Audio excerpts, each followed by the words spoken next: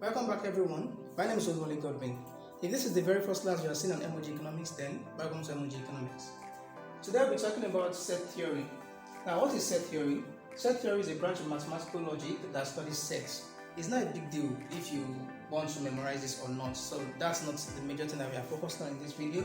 Now, set theory is broad, it is very, very broad, and the reason why we are treating set theory is simply because economic students would need them in the study of Venn diagrams, and Venn diagrams is just a pictorial representation of set theory. Okay, so that means we will not be delving too deep into set theory as if we were studying mathematics. We just take the parts that we need for economics. So that's just it. So set theory, once again, is a branch of mathematical logic that studies sets. Now, what are sets themselves? Sets are collections of distinct objects called elements or members. Sets are collections of distinct objects called elements or members. Now, there is no big deal in all of this. As we proceed, you are going to understand it. Now, the basic thing that I want every member of the class to understand from set theory is simply what I call notations in set theory. Now, these notations will be very, very useful for you in the study of Venn diagrams, as I said. Now, what the class that we are really interested in is not set theory basically, it's Venn diagram. But we can't understand Venn diagram since Venn diagram is a pictorial representation of sets, so we need to understand what sets are, okay, and what their notations are. Now, what are the notations in set theory? There are several of them, but I've limited the class to the ones that we'll be needing. Now, U. Now, it could be U, it could be E, depending on the textbook or the material that you're making use of. Now, U simply means the universal set. It simply means the universal set. So it's a collection of all elements pertaining to a particular phenomenon. Now, if set, that's so you can write U as this. U is, and then we have this notation for set 1, 2, 3, 4, 5 to 10. So that means U contains number 1, number 2, number 3, 4, 5, 6 until we get to number 10. Now, that's that about U. So U could be in form of letters, maybe letters A to Z, letters A to J, and so on and so forth. You could be in form of colors. Okay, you could be in form of different brands of cars. You could be anything as long as it represents a particular phenomenon. Now, if sets A, B, C are subsets of U, that is, if sets A, B, C can be found in the universal set. So how do we denote that? They are written as this. Then A, something like this sign, is like a C, but not a C, or let me call it a rotated U. It's like a rotated U. Okay, so we have that, something like this, A, then you have something like this. Okay, so A is a subset of U, that's the meaning, and B is a subset of U as well. That is, B can be found, the sets in the elements in set B can be found in the universal set, and it also means that B is a part of U, so that's what it means. Then C as well, C is a subset of U. This means that the elements of set A, B, and C can be found in U, that is, they are parts of U. But then the universal set is greater than every one of them, of course, but this other set can be found in U, so that is what it means. Now, e.g., if A is 1, 2, 4, if A is 1, 2, 4, like number 1, number 2, and number 4, and B is 3, 7, 9, C is 2, 4, 6, 8, 10. So all of these are what they are subsets of the universal set. Why? The universal set contains 1, 2, 3, 4 to 10, like that. So it has all these numbers. The universal set has 1, it has 2, and it has 4. In fact, it has more than all of this. So A is a part of the universal set. Then B, 3, 7, 9. Of course, universal set also has 3, 5, 6, 7, 8, 9. So it's like picking 3 numbers out of the 10 numbers contained in the universal set. So which is this. Then we are looking at C is now a collection of even numbers between 1 and 10. So we say that C as well is a subset of U. Okay, because U is 1, 2, 3, 4, 5, 6, 7, 8, 9, 10. And if you just pick the even numbers among these, alright, so that forms a particular set, and that means that set is a part of the universal set. So it's not a big deal. Now, where it tends to get funny is when we start dealing with something like this, A complement. A complement. So the complement is equal, some call it A prime. Sorry, this is I meant to write A prime, or A, basically it's called A complement. Now, what does A complement mean? It is this apostrophe here that makes it a complement. What does A complement mean? A complement is called the A prime, okay, is called A raised prime, that apostrophe is called A complement, and it refers to all elements not in set A. That is, it contains every other thing in the universal set that is not in set A. That's what A complement means. Now we are going to deal with an example for us to understand these things better. So that's not a problem. Let's just continue what we are doing. Now you have A union B, A, then you have a U, and something that looks like a U and B. So that simply means A union B, and it contains all the elements in set A and B. All the elements in set A and B. Alright, and the next we have A intersection B. So A, this small n, means intersection.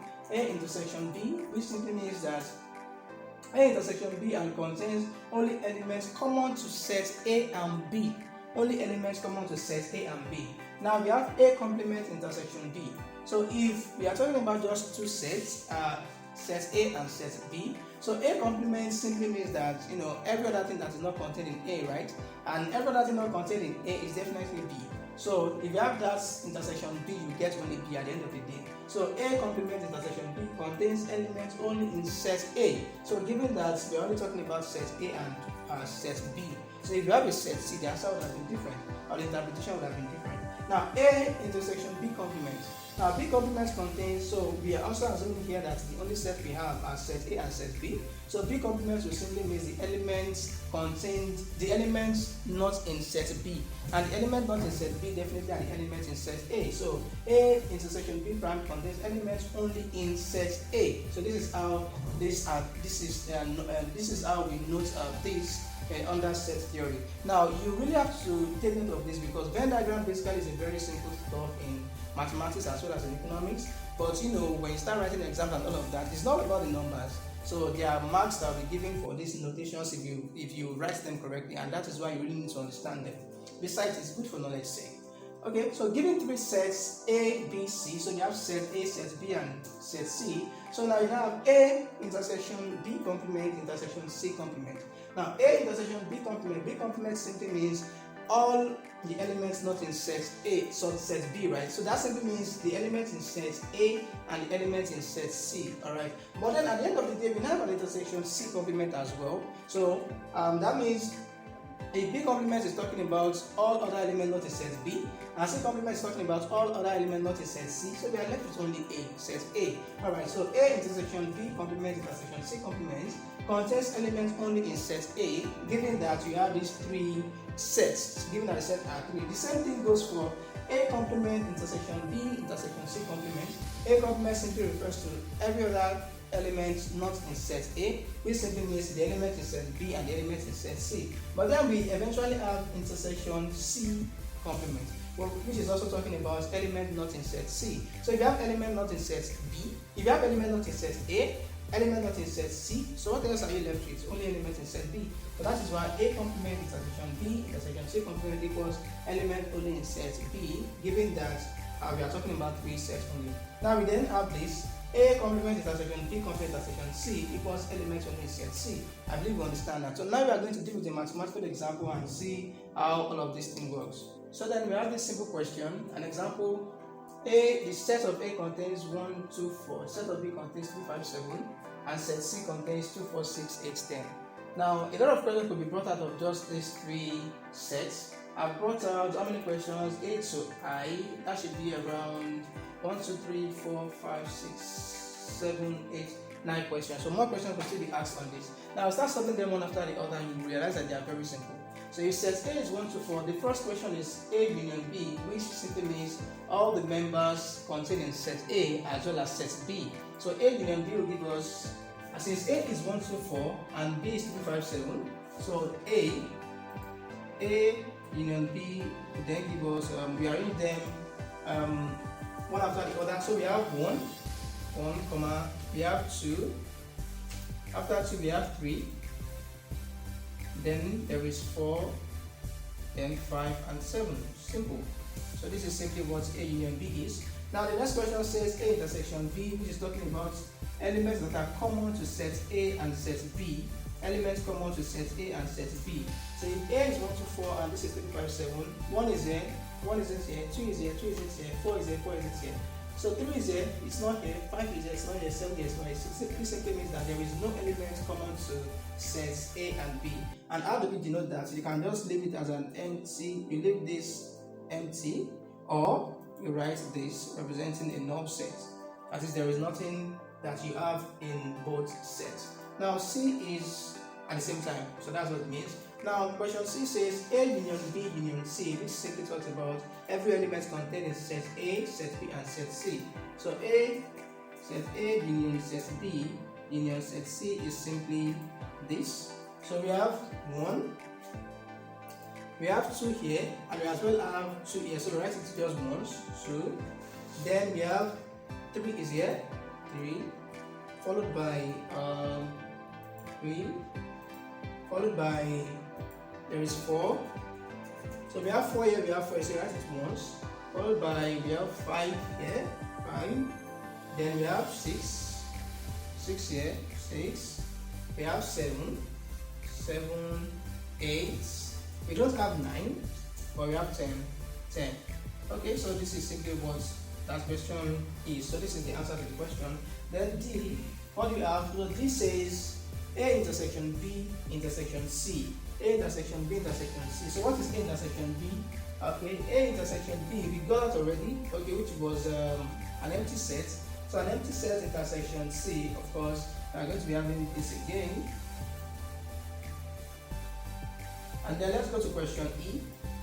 Question E. Question E says A union B prime.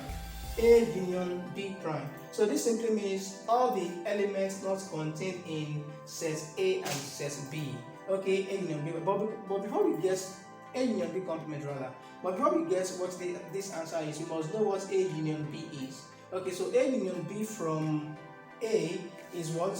1, 2, 3, 4, 5, 7. 1, 2, 3, 4, 5, 7. So what are the things not contained in this particular set? Okay, so now A union B prime, A union B prime or complement is then going to be, so the other elements in these 3 sets that are not here. So that's the meaning. So you have 1, 2, 3, 4, 5, 7 already here. So what is not there? We have 4, 1, 2, 3, 4. There is 5. We don't have 6. There is a 6 here, and we have 6 here. We have 7. We don't have 8. So 6, 8, 10. 6, 8, 10. So 6, 8, 10. So that's the answer. 6, 8, 10. There isn't 6 here. 1, 2, 3, 4, 5. There isn't 6, but there is 6 in one of the elements. There isn't 8, but there is 8 in one of the elements. There isn't 10, and there is 10 in one of the elements. So that is how you go about that. Then the next question is F. Question F, which says A union B complement intersection C. A union B complement intersection C. So what are we going to get? We already have A union B to be 6, 8, 10. Okay, so A union B intersection C is then the elements here, the elements that are common to A union B complement and C. So that's the meaning. The elements that are common to A union B complement and set C. So since we have 6, 8, 10 from this, so let's come here. There is 6 here, there is 6 here, there is 8 here, there is 8 in set C, there is 10 here, and there is 10 in set C. So our answer is basically 6, 8, 10 again. 6, 8, 10 again. Now the next question is G. So G says A complement intersection B complement intersection C. So A complement meaning all other things that are not in set A, intersection all other things that are not in set B, intersection C. So we are looking for what is common among the 3. So G is then A complement. So if A is 1, 2, 4, what is A complement going to be? If A is 1, 2, 4, so A complement is going to be every other thing not in set A. So okay, let's just if set A is this 1, 2, 4, basically A complement will then be every other thing not in set A, but among the 3 sets. So we have 1, 2, so we don't have 3, we don't have 5, we don't have 6, 7, 8, and 10. But we have all of these things in the remaining set. So if A is 1, 2, 4, A complement is 3, 5, 6, 7, 8. We don't have 9 at all among the 3 sets, so that's not going to be here. Now, if B, okay, let me just write that. If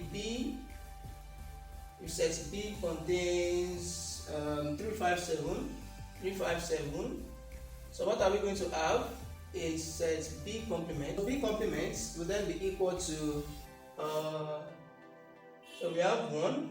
Since 1 is not there, we have 2.